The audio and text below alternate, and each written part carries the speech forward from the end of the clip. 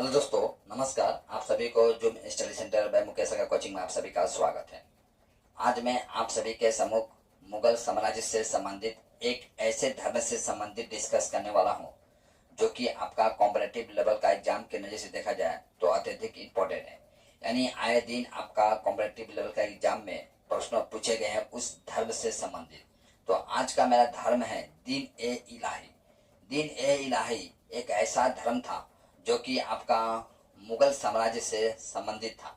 यानी दीन ए इलाही धर्म की स्थापना कब हुआ था, किसने किया था और इसका मूल उद्देश्य क्या था, इस तरह के परीक्षा में प्रश्न पूछे गए हैं।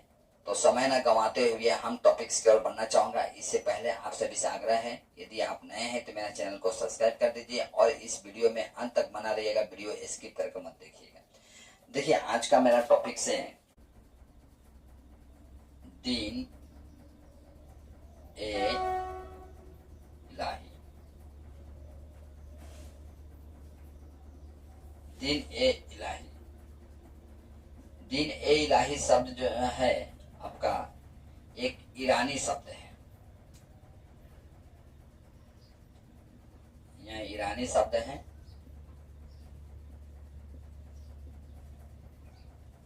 और दीन ए इलाही को आपका तौहीद ए इलाही के नाम से भी जाना जाता है। ठीक है, जिसका अर्थ होता है आपका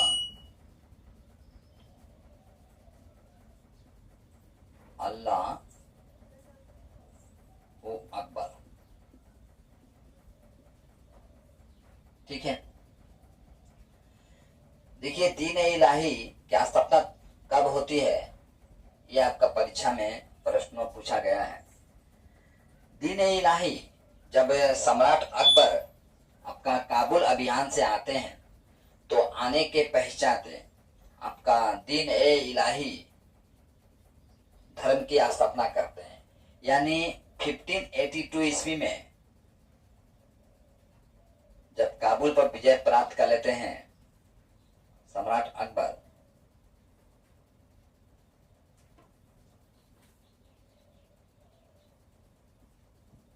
काबुल पर विजय प्राप्त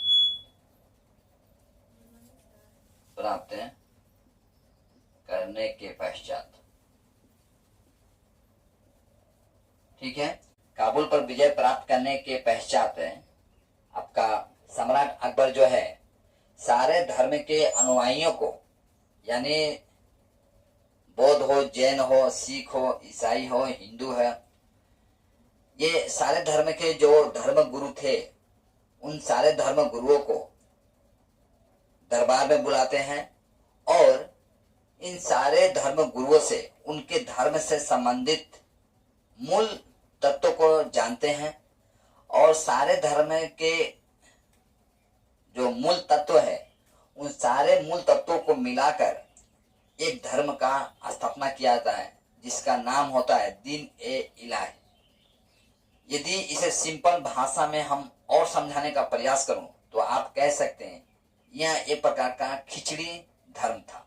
खिचड़ी धर्म कहने का मतलब मैं इसलिए कह रहा हूं कि सारे धर्मों का मूल जो तत्व है वो सारा मूल तत्व जो है दीन ए इलाही धर्म में था। यानी इस धर्म में आपको बौद्ध, जैन, सिख, हिंदू सारे धर्मों का मूल तत्व को मिलाकर ही इस धर्म का स्थापना किया गया था। क्योंकि सम्राट अकबर को यह पता था कि हर धर्म जो है लोगों को एक पॉजिटिव मार्ग पर लेकर जाने का रूल है। कोई भी धर्म हो, चाहे सिख हो, जैन हो, ईसाई हो, क्रिश्चियन हो, हिंदू हो, सारे धर्मों का मूल तत्व क्या होता है कि उसके अनुयायियों को जीवन के मूल तत्व पर, मूल मार्ग पर, सही मार्ग पर लेकर जाना ही हर धर्म का मूल उद्देश्य होता है। इसलिए सम्राट अकबर जो है वो क्या करते हैं, सारे धर्मों का जो मूल तत्व है, उन सारे मूल तत्वों को मिलाकर एक धर्म की स्थापना करते हैं, जिसे हम दीन ए इलाही धर्म के नाम से जानते हैं, जो कि सम्राट अकबर द्वारा बनाया गया था। लेकिन ऐसा देखा गया कि सम्राट अकबर जो है आपका मुगल साम्राज्य का सम्राट थे, लेकिन मुगल सम्राट के समय ही कई मुगल वंशज जो हैं, यानी कई मुगल शासक जो हैं, जो कि सम्राट अकबर द्वारा बनाए गए इस धर्म को मानने से इनकार कर देते, क्योंकि यदि वो इस धर्म को मानते हैं तो उनका जो धर्म का जो दुकान चलता है वो बंद हो जाता। यही कारण है कि ये इस धर्म में अत्यधिक मात्रा में लोग शामिल नहीं हो पाए। अधिक से अधिक आपका 22 लोग ही शामिल हो पाए थे। और इस धर्म का अंतिम और प्रथम व्यक्ति जो था वो था बीरबल। बीरबल जो था आपका अकबर का 9 रत्नों में से एक था। आपको कमेंट बॉक्स में बताना है कि बीरबल का वास्तविक नाम क्या था। ठीक है, और देखिए हम ये जानते हैं इस धर्म का जो मुख्य पुरोहित जो था, तो मुख्य पुरोहित आपका कौन था? मुख्य पुरोहित है आपका अब्दुल फजल। अब्दुल फजल जो है ये आपका मुख्य पुरोहित था।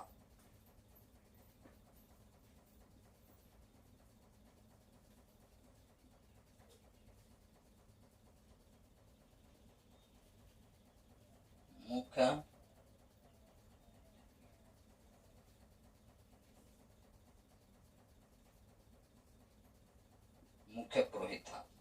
लेकिन इसकी और एक बात था, मुख्य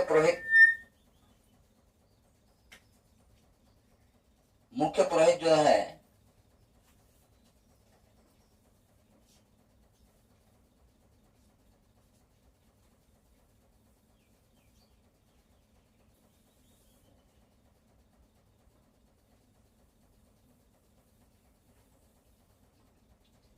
इसका मुख्य पुरोहित जो है आपका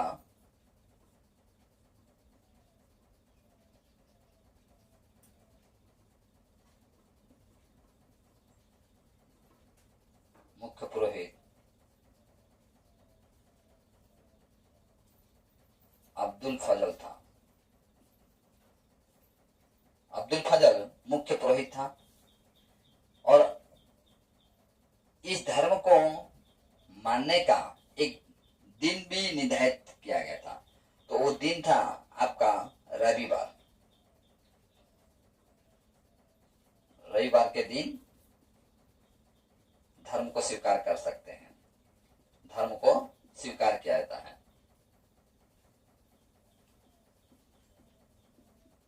ठीक है,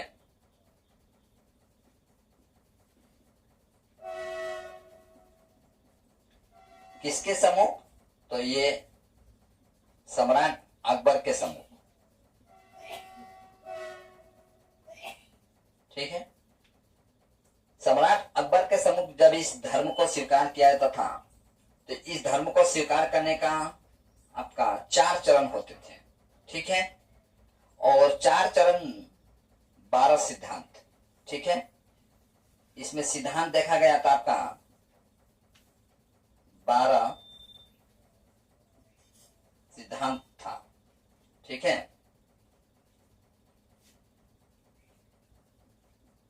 हुआ करता था।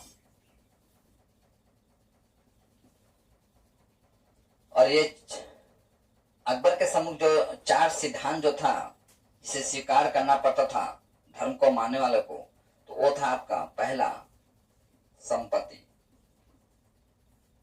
दूसरा सम्मान, तीसरा जीवन, और चौथा और अंतिम था आपका धर्म। देखिए ये चारों जो सिद्धांत आप देख रहे हैं, इस सिद्धांत जो कि संपत्ति, सम्मान, जीवन, धर्म, कहने का मतलब ये है, जो आप देख रहे हैं ये संपत्ति, सम्मान, जीवन और धर्म, ये चारों जो आप सिद्धांत को देख रहे हैं, ठीक है, ये सॉरी 4 चरण जो देख रहे हैं, ये 4 जो चरण थे, ये चारों क्या थे? आपका चरण था। माने इन चरणों से होकर अनुयायियों को गुजरना पड़ता था। 4 चरणों से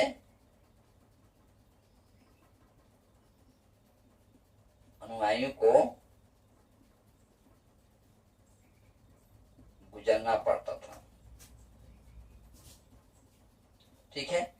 यानी संपत्ति, सम्मान, जीवन एक व्यक्ति का जो होता है वो सारा किसके लिए हो जाता था? अकबर के लिए हो जाता था। माने आपका जीवन जो है, आपका सम्मान जो है, आपका संपत्ति जो है, पूरी वफादारी के साथ आप अकबर को समर्पित करते थे, ठीक है।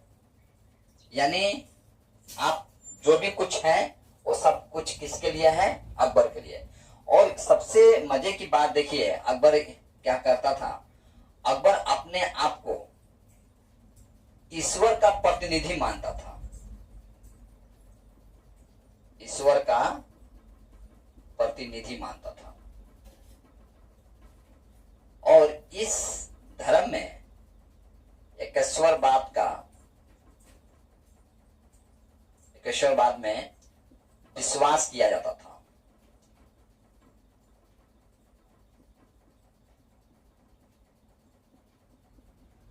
यानी एकेश्वरवाद माने यानी ईश्वर एक है, ठीक है।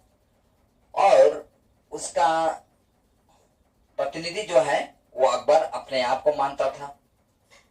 यानी एक हिसाब से देखा गया यह धर्म नहीं है, बल्कि इस्लाम धर्म को स्मूथ तरीके से विस्तार करने का एक ट्रिक्स था, एक सिस्टम था, एक पद्धति था। यानी बिना लड़ाई किए, बिना नरसंहार का अकबर जो है इस्लाम धर्म का विस्तार करना चाहता था। और अपना सिंहासन जो है, जो सम्राट का सिंहासन होता है, सत्ता जो होता है, उसे बनाए रखना चाहता था। यानी अकबर ये नहीं चाहता था किसी भी विवाद में पड़कर उसका सिंहासन छीन जाए। यही कारण है कि अपने तख्ते को बचाने के लिए इस तरह का वो धर्म लेकर आता है, ठीक है। क्योंकि अकबर को पता था कि उसके जो पूर्वज जो हैं गैर मुसलमानों के ऊपर में अत्याचार किए हैं, तो अकबर को इससे भी डर था कि जो गैर मुस्लिम जनता जो है किसी भी समय उसका विरोध कर सकती है।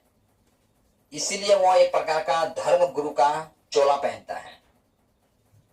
यानी ईश्वर का प्रतिनिधि अपने आप को बताता है, जिससे लोग उसका विरोध ना करें, उसकी बातों को माने। और दरबार में रविवार के दिन स्वयं अकबर उन्हें शिक्षा दिया करता था, ठीक है। हम ये देखते हैं, परंतु अकबर के शासन के समय ही एक ऐसे व्यक्ति थे जो ये इस धर्म को स्वीकार नहीं किए थे। परीक्षा में पूछा जा सकता है यह था आपका भगवत दास। भगवत दास ने दीन ए इलाही धर्म को स्वीकार नहीं किए थे।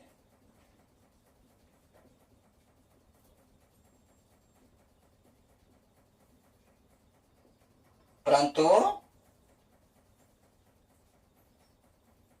बीरबल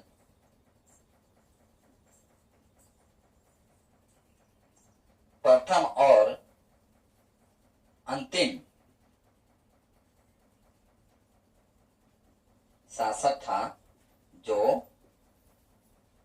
इस धर्म को स्वीकार किया था।